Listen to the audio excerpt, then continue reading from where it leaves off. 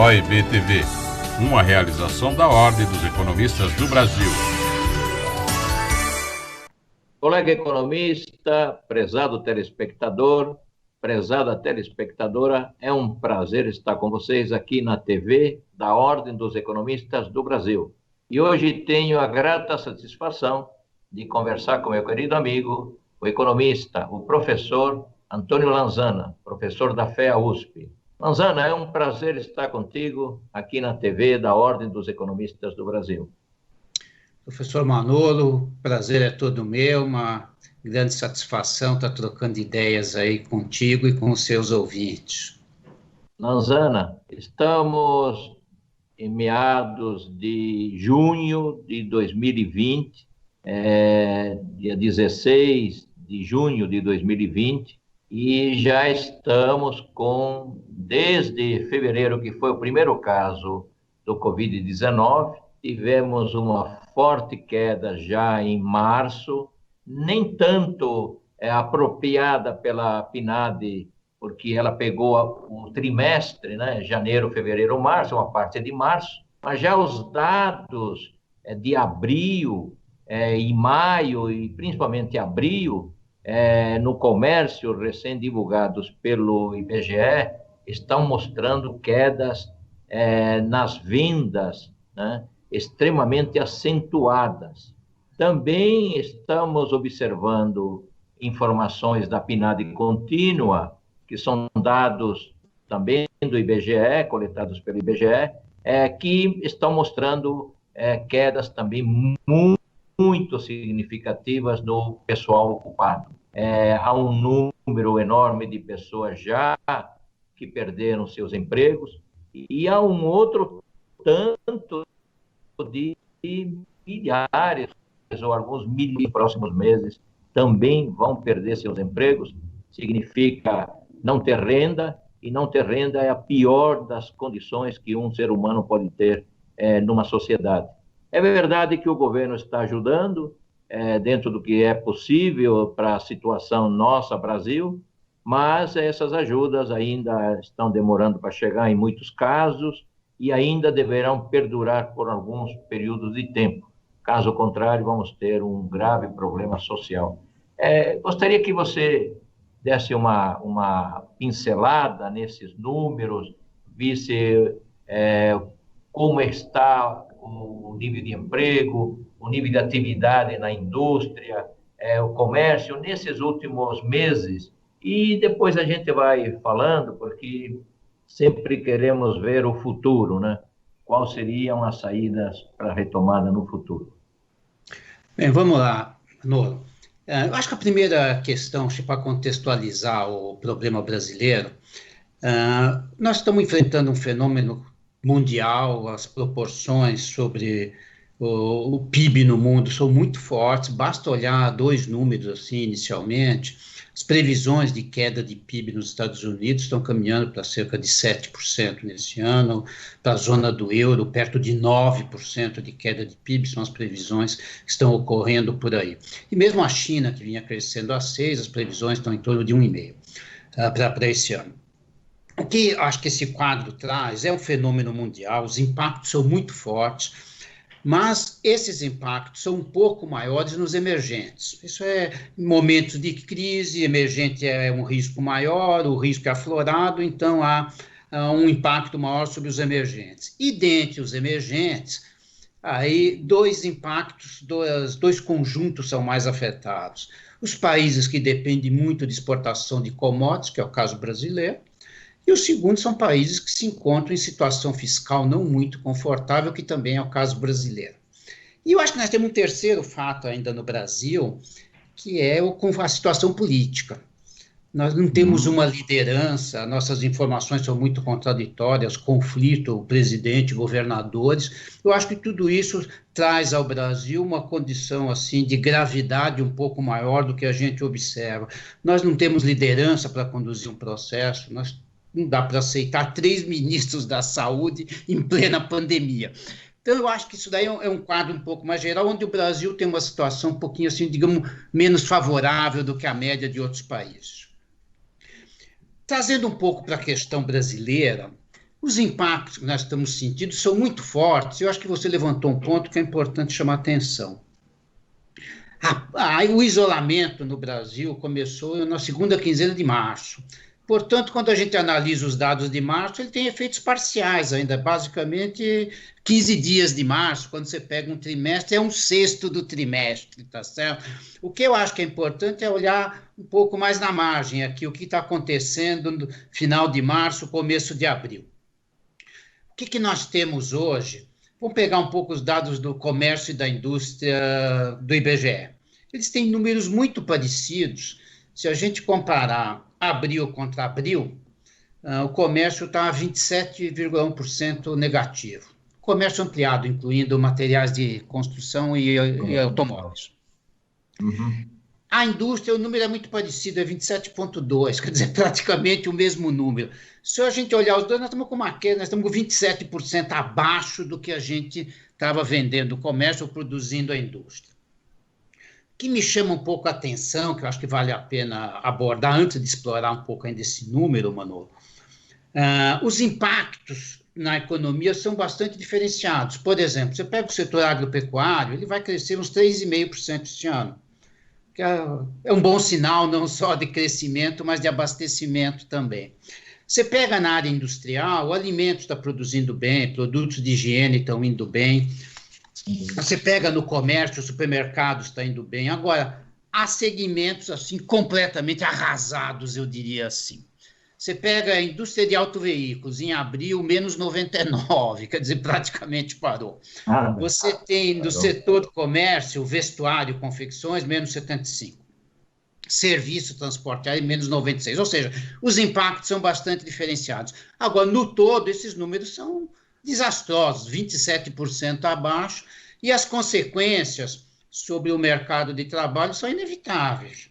Se a gente olhar os dados do CAGED na ponta, em março e abril nós perdemos 1.100.000 empregos com carteira assinada.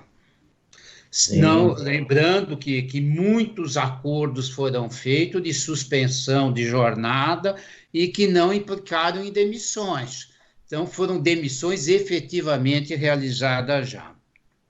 Então, eu diria o seguinte, o impacto é muito forte, ele vai estar concentrado neste segundo trimestre do ano. Abril, maio e junho vão ser meses muito difíceis. E o que eu acho que é importante, primeiro ponto, nós entramos numa profunda recessão. Como é que a gente pode olhar um pouco para frente? O que dá para visualizar? E quando eu digo para frente, são esses próximos meses, que eu acho que aqui falar em 2021 é longo prazo nessa altura, tá certo? E lembrando, Lanzana, lembrando Keynes, né? No longo prazo todos estaremos mortos. Aliás, eu vou usar... É o curtíssimo prazo que nós estamos tentando olhar.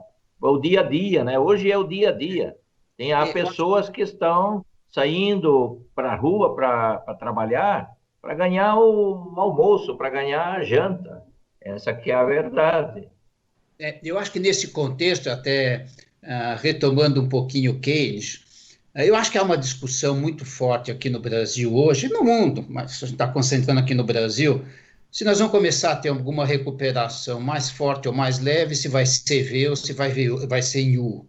Alguns até falam em W, né? Se vier uma segunda onda, poderia ser um W. Segunda onda. Ou um L. Um L que vai ficar mais longo. O que é a minha percepção desses meses, além das informações que nós já temos? A economia vai crescer, usando um pouquinho de Keynes até, nós estamos com uma enorme capacidade ociosa. A indústria está trabalhando com 69% de capacidade, quer dizer, tem um espaço enorme, o que significa dizer, o ritmo com que a gente vai caminhar na frente vai depender fundamentalmente da demanda da economia. Eu acho que a demanda é que vai dar o tom da economia aí na frente. Se a gente olhar os componentes da demanda agregada, Manolo, pegar as nossas famosas equações da teoria econômica, nós vamos observar o seguinte, investimento não vai ser feito com essa capacidade ociosa que está aí. Gasto do governo já foi para o limite. Setor externo com crise externa, nós também não vamos alavancar. Ou seja, o comportamento da economia nos próximos meses vai depender fundamentalmente do consumo das famílias. Essa eu acho que é a questão. Para a gente poder avaliar o comportamento do consumo na frente, eu acho que nós temos que analisar algumas questões que são importantes. Como é que o consumidor vai se comportar daqui para frente? Qual o nível de renda que ele vai ter? Qual a disposição de tomar crédito? A gente pode explorar essa questão de uma maneira bastante profunda, porque, para mim, é isso que vai dar a tônica da demanda da economia nos próximos meses. Tá? A minha percepção é que esse consumo vai ter uma evolução bastante gradual. Ou seja, nós vamos crescer a economia muito suavemente a partir desse fundo de poço. Tá? Por que eu acho que nós vamos ter uma evolução gradual? Tenho 4 fatores para explicar essa questão. Primeiro, a redução do isolamento vai ser gradual, não vai ser instantânea. Nós temos aí 6 fases em São Paulo, até a gente chegar na 6ª fase. Segundo, o consumidor vai estar extremamente receoso de uma segunda onda, receoso de perder emprego, receoso de perder renda, não vai tomar crédito. Tá? A renda do consumidor, você já chamou a atenção, vai caindo muito. Desemprego está subindo, muitos acordos, nós tivemos 9 milhões de acordos de redução de jornada e salários na economia, muita coisa. O próprio Corona Voucher vai reduzir, depois vai ser eliminado. E, finalmente, nós vamos ter também, restrições do lado da oferta. Por exemplo, você vai ter indústrias mais espaçosas, você não vai conseguir ocupar plenamente. Você vai abrir um restaurante, você vai ter que estar distanciamento de mesas. Você vai abrir uma loja no comércio, você vai precisar atender gradualmente, você não pode mais encher a loja. Então, nós vamos ter um conjunto de fatores que, para mim, levam a um quadro de evolução gradual da economia para os próximos meses, e eu acho que esse é um cenário que vai até o final do ano. Manzana, você chamou bem a atenção para a nossa equação da demanda agregada, da despesa global, né? Gastos de consumo das famílias, gastos do governo, investimento das empresas e o setor externo.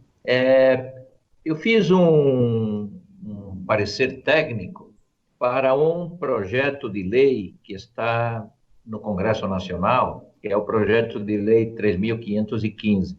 Talvez venha a ser votado rapidamente. É um projeto que trata dos superendividados e pega exatamente a questão da demanda de consumo das famílias. Nós temos aproximadamente 65 milhões de pessoas que têm um orçamento deficitário, ou seja, gastam mais do que recebem sobre a forma de renda. E a ideia do projeto de lei é criar uma situação de negociação entre os credores e aquele devedor. E o devedor se compromete judicialmente a pagar suas dívidas, só que da forma que ele pode vir a pagar. E mais do que isso, ele não pode empenhar da sua renda mais do que 35% do seu ganho. Ou seja, ele teria 65% disponível judicialmente para levar a gastos de consumo. Isso, pelos cálculos que eu fiz, pegando o pessoal ocupado, multiplicando pela renda anual desse pessoal ocupado, tirando 66% de endividados, isso dá um incremento no consumo, claro, de maneira gradual, né? E é uma hipótese também, mas daria um incremento de consumo ao longo dos próximos períodos de tempo de quase 7%, 7,5% do PIB, quase 555 bilhões de reais, com essas condições de aprovação desse projeto. Ou seja, é por aí que temos que pensar. Se as outras variáveis pouco podem acrescentar, até os gastos de consumo do governo, na última informação das contas nacionais, cresceu um pouquinho, mas isso é normal que o governo tenha mais gastos, ainda que sejam poucos. A redução daqueles 2% foi em cima do consumo das famílias, que vai cair ainda muito mais. Então, esse é o foco principal que deveremos usar, e, nesse sentido, o senhor Keynes nos ajuda a pensar um pouco sobre, a raciocinar um pouco sobre esses multiplicadores de renda. Fiz o cálculo também do multiplicador de renda, e ele aumenta em relação à situação anterior, quase 70%. Ou seja, é o uso das propensões marginais a consumir, é o uso da função consumo de uma maneira bem simples, para mostrar que um projeto pode ser muito interessante para a função consumo. Mas, Lanzana, vamos tratar de outros temas no próximo bloco. O profissional economista segue à risca cada palavra de seu juramento. Prezado economista, prezado telespectador, prezada telespectadora, é um prazer estar com vocês aqui na TV da Ordem dos Economistas do Brasil. E tenho a grata satisfação de estar conversando sobre economia brasileira e economia mundial com o meu querido professor, economista Antônio Lanzana, professor da FEA-USP. Lanzana, estávamos falando da função consumo, dos gastos de consumo das famílias. Imaginando até que esses gastos venham a aumentar, temos que olhar as empresas. Será que vamos ter empresas para continuar fornecendo os bens e serviços que essas famílias estão necessitando? Temos observado, Lanzana, que principalmente na homepage do Banco Central, temos coisas maravilhosas que o Banco Central está fazendo junto aos bancos, no sentido de propiciar crédito a empresas pequenas, médias e grandes, mas parece que não é bem isso que está ocorrendo. E sem empresas não temos economia pela frente também. Essa é uma grande realidade. Como é que você está vendo essa parte aí? Eu acho que, Manolo, você tocou talvez seja o ponto mais sensível hoje das empresas brasileiras. Como nós estamos dependentes de um consumo, o consumo é 67% da demanda agregada no Brasil, né? Daí a importância das questões que você levantou de endividamento. O que nós vamos ter, eu acho que considerando que nós vamos passar gradualmente por um processo de recuperação lento, nós estamos observando muitas dificuldades das empresas em termos financeiros. Primeiro, a expectativa, as próprias medidas do governo, se falava em 2 meses, tudo 2 meses, o que nós estamos vendo é que o processo de contração é muito mais longo do que 2 meses, ou seja, a travessia vai ser muito mais longa.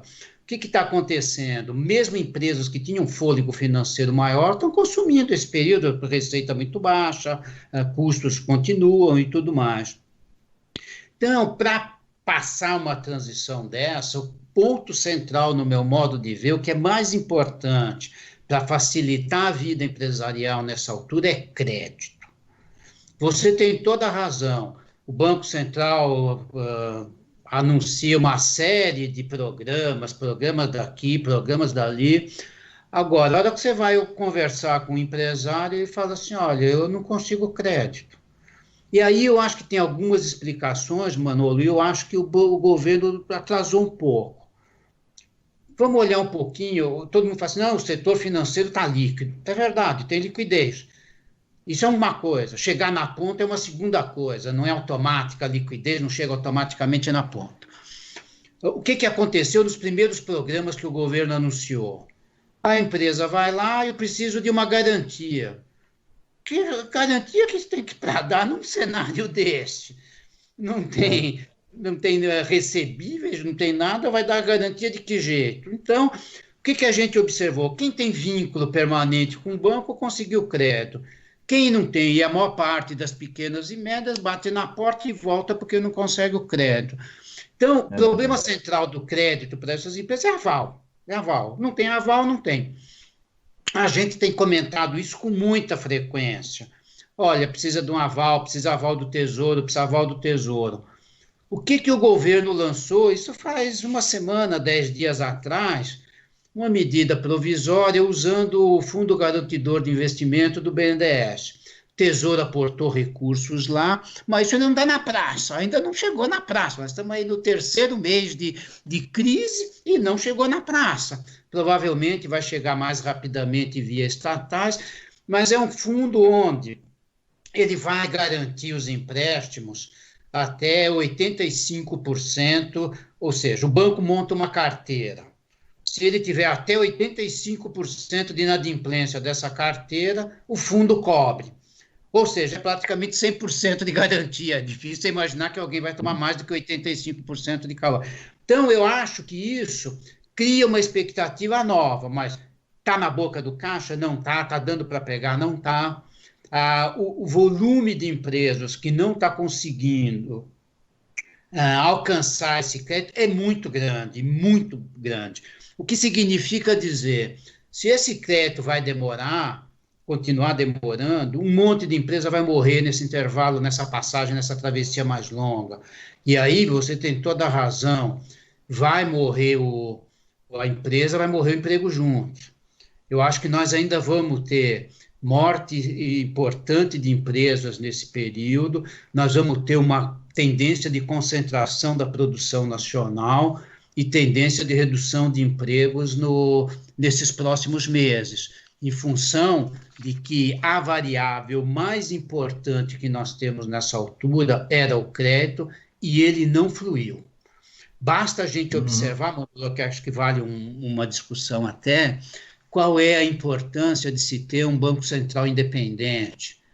Os Estados Unidos, o Banco Central compra título público, privado, compra título de todo mundo, sem nenhuma restrição, e aqui a gente vai para o Congresso, volta, não volta, depois o risco de como é que vão ser prefixados esses títulos se não tem mercado. Então, quer dizer, nós travamos muito, nós estamos aí numa desvantagem em relação a países mais desenvolvidos e de Banco Central independente, tá certo? Uma outra questão ainda, Manolo, que eu acho que era importante a gente estar pensando, o que você tem de desafio de política econômica nesse cenário aí, tá certo? Eu acho que o que o governo, a ação do governo, por questão talvez de um pouco tardia de identificação, um pouco de questões burocráticas, a falta de um BC independente, nós estamos um pouco lerdos nas respostas, tá certo? Você olha, o Fed anuncia um pacote gigantesco, as bolsas no mundo inteiro sobem, vem uma segunda ameaça de uma segunda onda nos Estados Unidos, vem tudo para baixo, o Fed anuncia mais um pacote, recupera tudo de novo. Então, eu acho que nós estamos com instrumentos não muito dinâmicos, digamos assim, para operar. Um segundo ponto que me parece que está faltando, Manu, é uma definição de uma estratégia de saída. Como é que nós vamos sair disso? Nós vamos privatizar, mas aí precisa sair da boca e para o papel, né? Anunciar só não resolve. Nós vamos partir para a infraestrutura. Esse Plano Brasil não tem nada a ver... pró-Brasil, não tem nada a ver com as ideias liberais do Guedes. Nós vamos incentivar mercado de capitais. Eu acho que está faltando uma estratégia de saída pouco definida, me parece o governo um pouco perdido nesse sentido, tá certo? Eu acho que uma outra coisa importante na área ainda de política econômica é como é que nós vamos pilotar a política fiscal a partir de 2021. Esse é um cenário bastante complicado. O rombo já está batendo quase 10% do PIB. E existe o lado positivo da queda da Selic, que impacta favoravelmente no serviço da dívida. Mas, no conjunto, é algo desolador. que vamos ter que conviver nos próximos momentos do tempo. O perigo que nos ronda é aumento expressivo de tributos. Eu acho que aí, Manolo, olhando um pouco para frente, acho que o maior desafio que o país vai ter pós-pandemia é como é que nós vamos pilotar a política fiscal. Nós vamos ter que, primeiro, esse aumento de gasto, acho que completamente justificável esse ano, vai ter que se restringir a 2020. Segundo ponto, as reformas vão ter que se acelerar em 2021. Qual o cacife que o governo vai ter para viabilizar as reformas em 2021? E aí começam algumas propostas no Congresso, pode surgir algumas coisas meio esdrúxulas, tipo imposto sobre grandes fortunas, a experiência mundial é desastrosa nisso. Eu acho que esse daí é um ponto talvez crucial do país para os próximos anos, se a gente quiser pensar um pouquinho numa tendência, numa recuperação de crescimento mais sustentável. Esse acho que é o grande desafio para o Brasil. Bem legal. Lanzana, aqui a nossa conversa pode ir por mais meia hora, vamos deixá-lo para outro programa, porque o tempo está correndo e já estamos recebendo aqui do Fernando a informação que está se esgotando a nossa conversa. Mas foi uma conversa muito, muito legal, muito pontual, muito explicativa sobre os vários instrumentos da política econômica e como eles vêm sendo aplicados nesse momento da pandemia do Covid-19. Lanzana, as últimas palavras são tuas. Bem, primeiro eu gostaria, foi um grande prazer, Manolo, estar participando contigo aqui desse bate-papo, com seus ouvintes, com a TV Ordem dos Economistas do Brasil. E eu acho que, acima de tudo, apesar do momento, acho que a gente tem que passar uma mensagem otimista, né? Eu acho que nós temos que ter um pouco de paciência e fechar com a velha frase, né? Tudo passa. Obrigado. É verdade. Tá bem, obrigado a você, meu caro economista, meu caro telespectador, minha cara telespectadora, e até o próximo programa da TV da Ordem dos Economistas do Brasil.